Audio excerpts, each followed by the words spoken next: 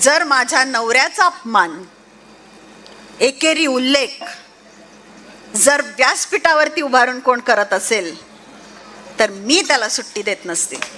ज्या पद्धतीनं त्यांनी आरोप केलेले आहेत अमोल साहेबांच्या कामावरती, त्यांच्या चारित्र्यावरती डाग उडवण्याचा प्रयत्न केलेला आहे, त्यांना मला याच श्री काळसिद्धेश्वर स्वामीजींच्या पुण्यभूमीमध्ये सांगायचं आहे, मी पण छत्रपती राजश्री शाहू महाराजांच्या घराण्यातून येते.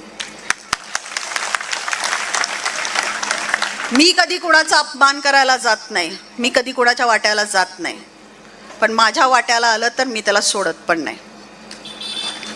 याच पुण्यभूमीमध्ये त्याच व्यक्तीच्या राजकीय आयुष्याला पूर्णविराम नाही दिला तर शोमेगा माडिक नाव सांगणार नाही.